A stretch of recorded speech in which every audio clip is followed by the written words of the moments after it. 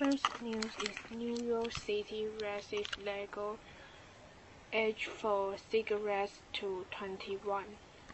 A New York City law banning cigarette sales to people under 21 was signed by Mayor Michael Bloomberg on Tuesday, the latest move in the Big Apple's war on smoking.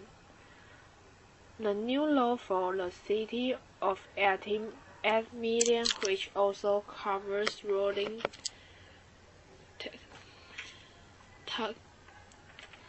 tobacco and e-cigarettes, will take effect in 6 months' time, a spokesman for Bloomberg said.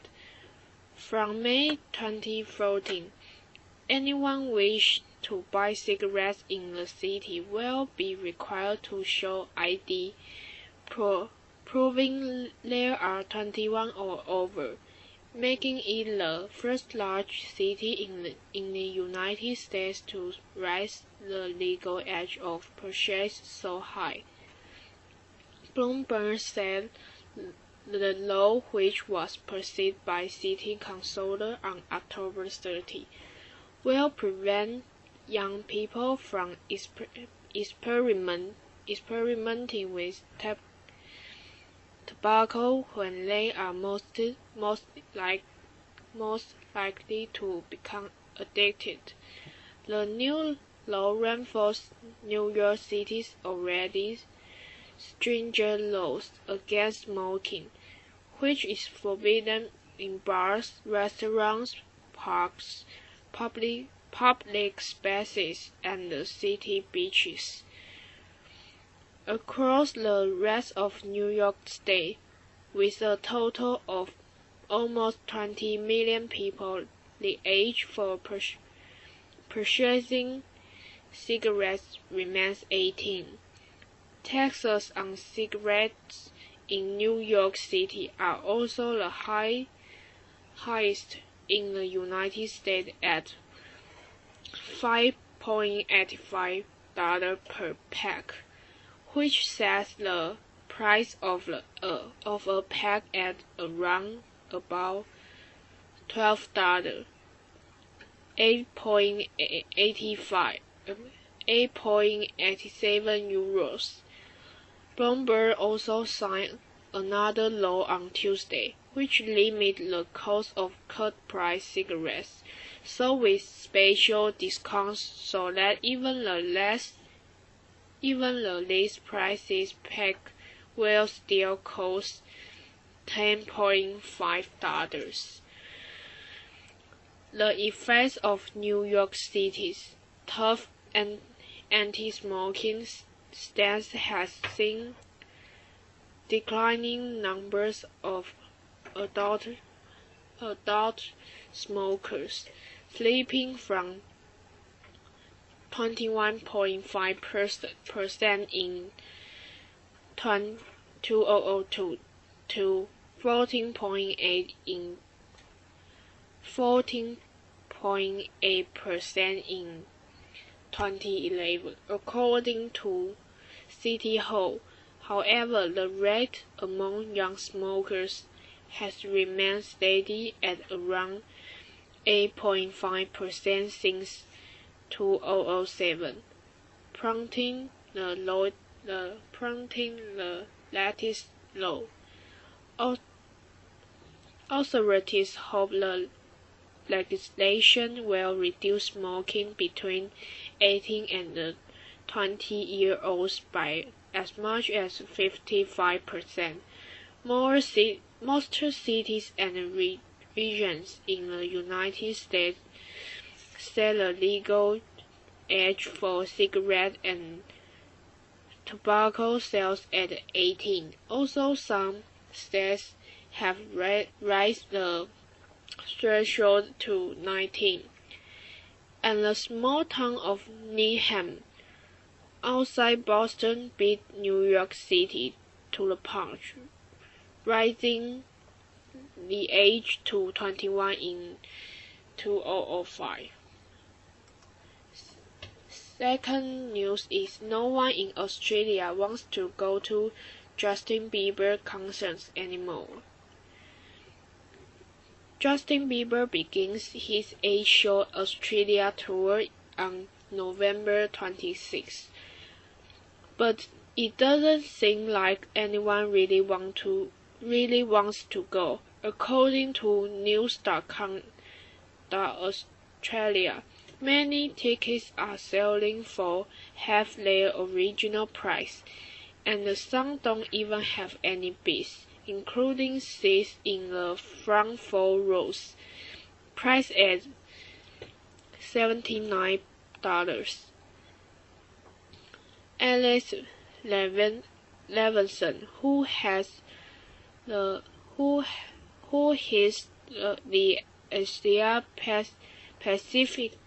Pacific sector of ticket selling marketplace Viagogo, blamed the drop on Bieber's very good impression of Annie in fact terrible. Sales decreased 23% since the pop star infamous visit to a Brazilian brother, and another 18% since we saw that picture of his tiny body pass out in a hotel earlier this month. Overall, tickets are 41% of the price they sold for last year. Of course, Bieber's rap sheet extends far past his Brussels field trip. Considering the age of his believers, namely girls under the age of 15 who in need of a chaperone, it makes sense there would be a decrease in interest that co-varies with the decline of his wholesome image.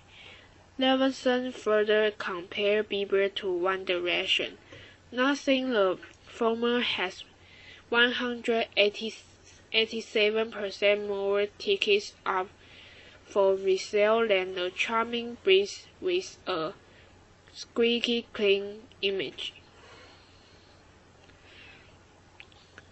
The third news is China hospital ship to set sail for Philippine typhoon zone.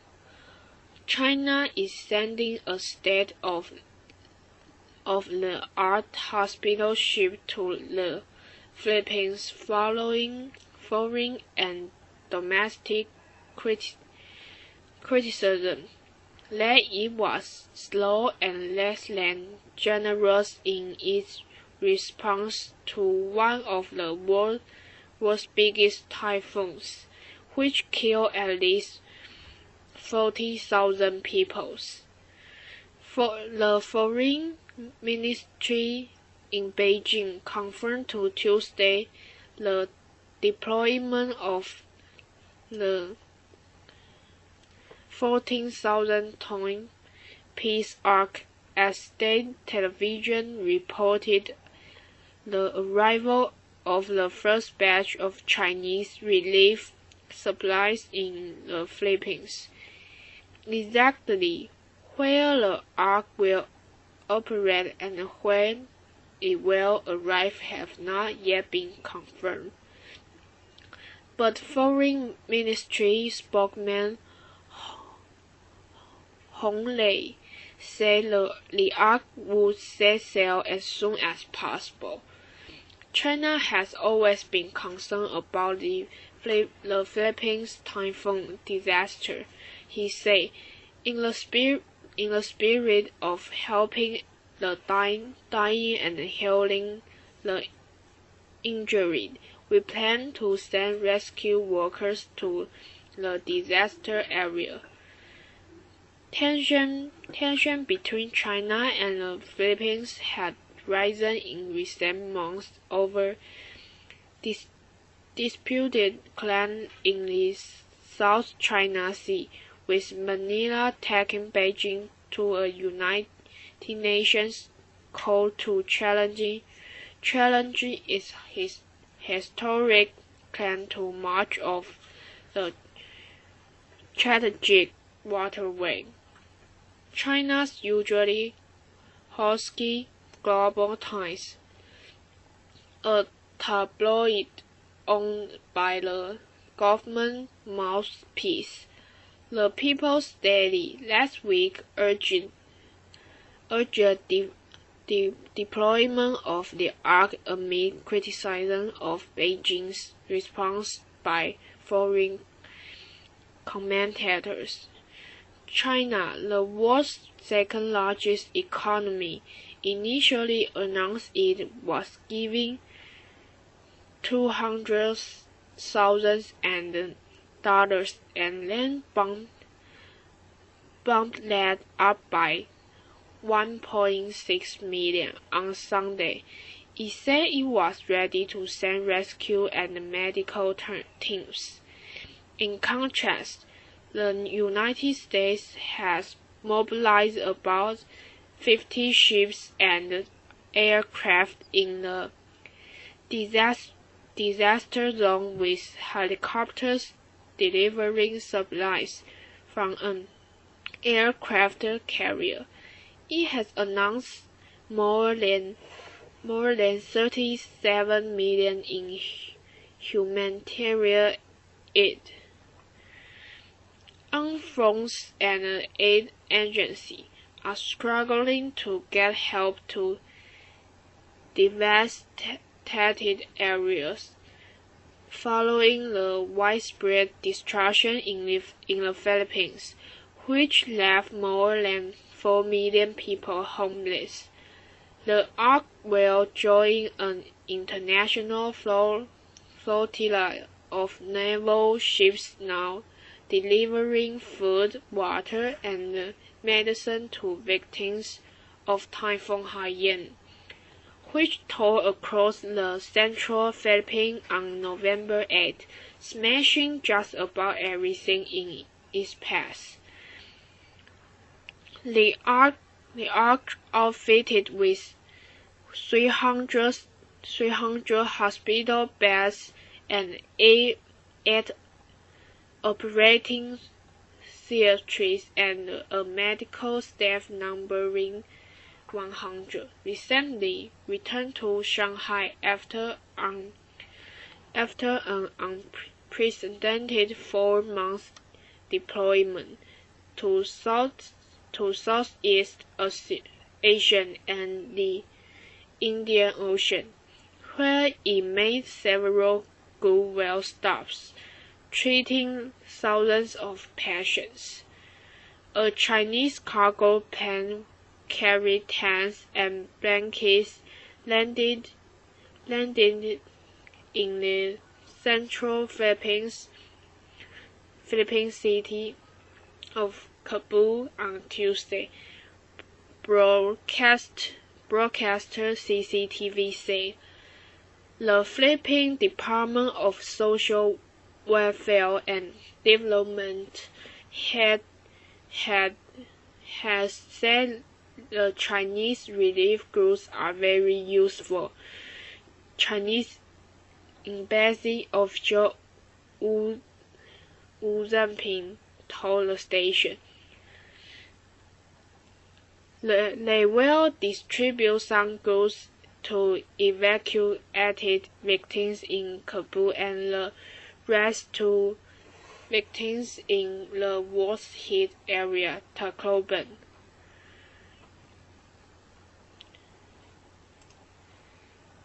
Next one is Fergie Duhamel makes beautiful baby music together.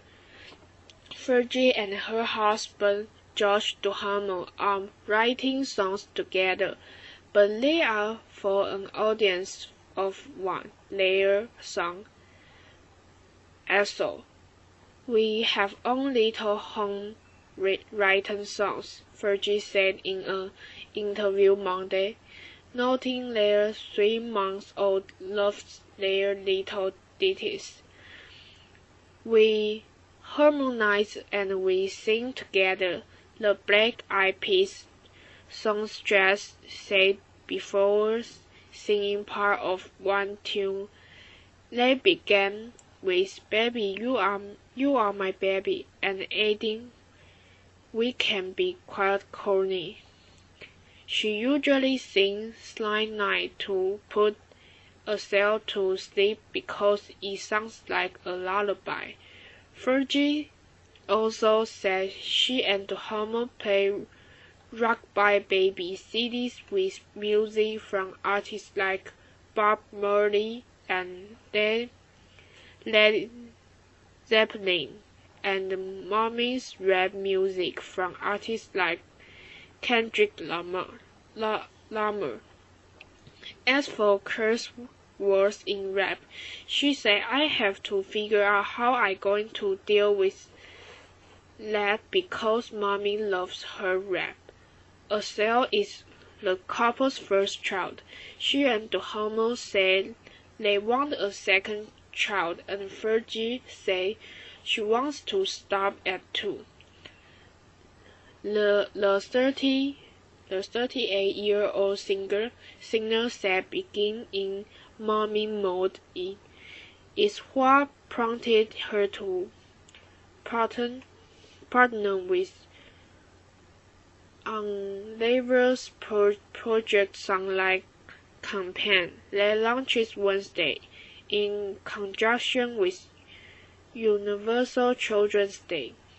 She said the initiative is about making the planet a better place for children. "I have an urge to help children everywhere," she said.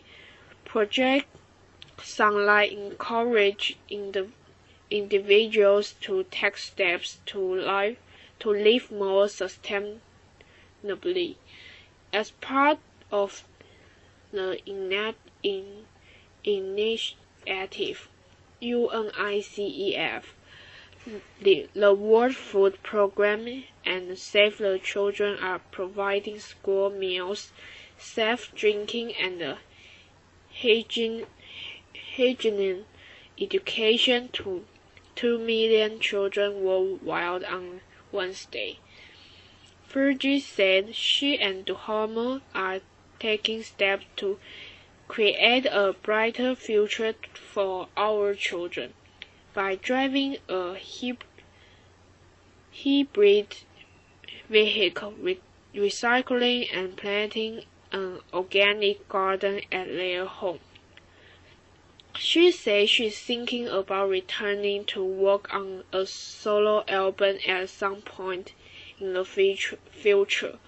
"I've got my notebooks, I've got my iPhone, I've got ideas." Will any of the songs she and Homer co-wrote be included? "You never know," she said with a laugh.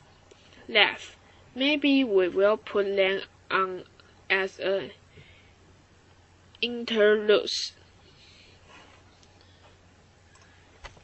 Next news is Zimmerman freed from Florida jail after arrest for assault. George Zimmerman, who was acquitted last summer in the fatal shooting of unarmed black teenager Trayvon Martin, was released from jail on Tuesday after his arrest for an incident in which he is alleged to have pulled a shotgun on his girlfriend. Zimmerman was released by sheriff's deputies from a jail in Sanford, Florida, after a court hearing in which Seminole County Judge Fred Scott said he found probable cause for Monday's arrest and set bail at $9,000. The judge said January 7 as the date for Zimmerman's next appearance in court on charges stemming from a domestic dispute on Monday, when he allegedly pointed a shotgun at his girlfriend in her Central Florida home. Zimmerman, 30, appeared in court in a short-sleeved green Seminole County prison uniform after spending the night in the John E. Polk Correctional Facility. He faces charges including aggravated assault with a firearm, a felony, and 2 misdemeanors, domestic violence, and criminal mischief. If found guilty, he could face from 3 to 15 years in jail, according to David Winston, a Miami attorney and former state prosecutor. Judge Scott barred Zimmerman from all contact with his girlfriend and possessing any weapons or ammunition, pending his return to court in January. He also banned Zimmerman from any travel outside Florida and ordered him to wear an electronic monitoring device for the duration of his release on bond. The girlfriend Samantha Skibber, 27, told police that at one point during their verbal altercation, he grabbed a shotgun and pointed it at her, broke a glass table, and locked her out of the house. Zimmerman then barricaded the door with furniture, police said. Skibber, who was unhurt in the incident, told a police dispatcher that Zimmerman was in the house with 4 weapons: a Kel-Tec shotgun, an AR-15 style assault rifle, and 2 handguns. Zimmerman also called 911, telling the operator his girlfriend has gone crazy on me and was outside. When asked why he was calling 911, he replied, "I just want everyone to know the truth." He said he did not use a firearm.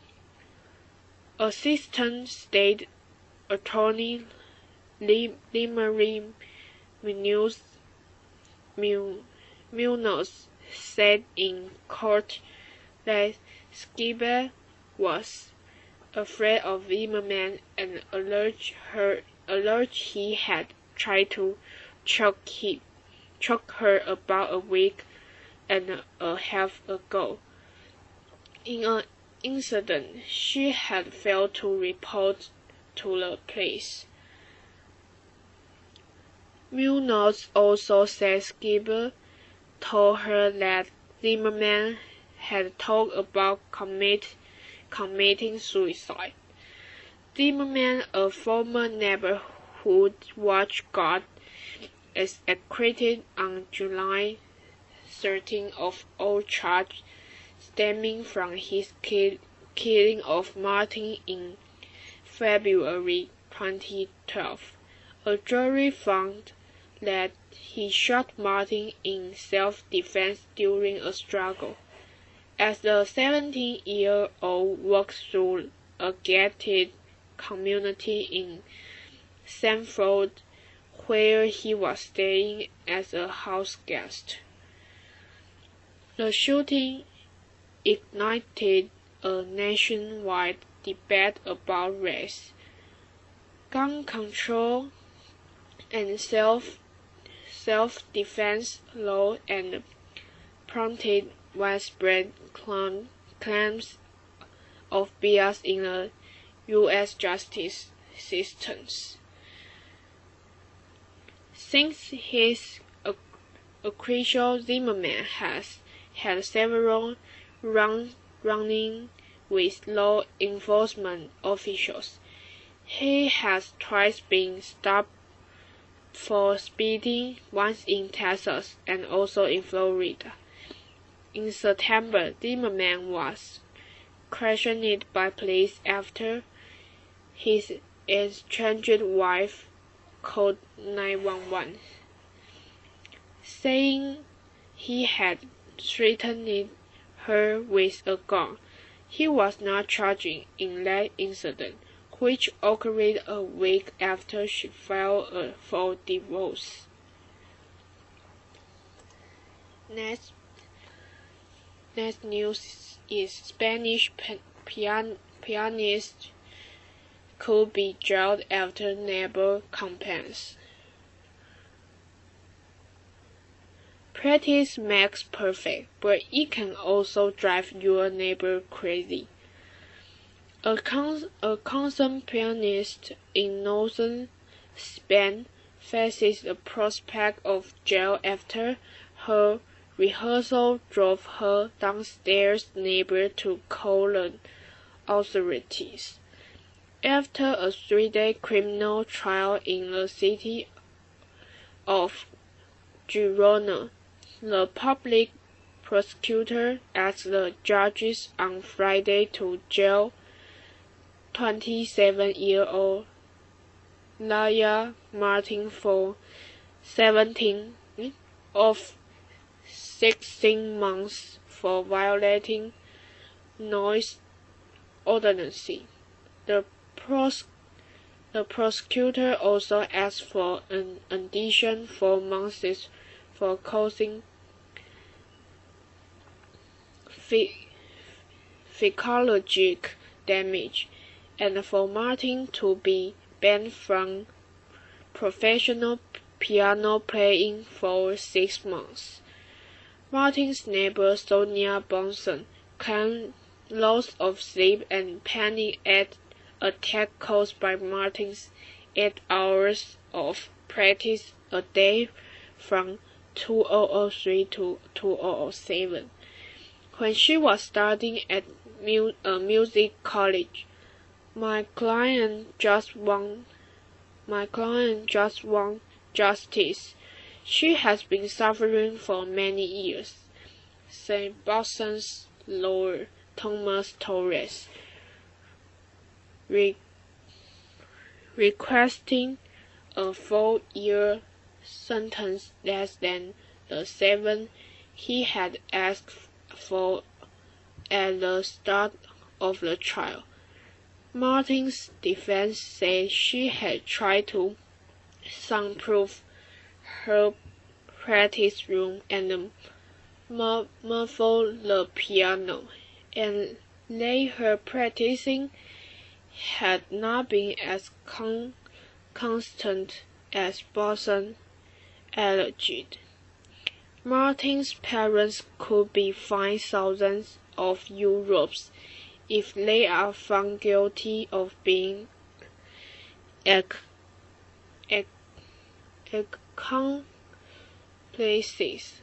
A verdict and a sentence are expected for a few weeks.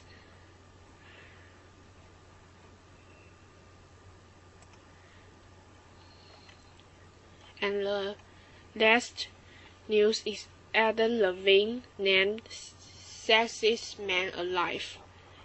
Adam Levine is topping in the Sexiest chart. The 34-year-old singer and the voice coach has been named Sexiest Man Alive by People magazine, an honor previously awarded to Channing Tatum in 2012.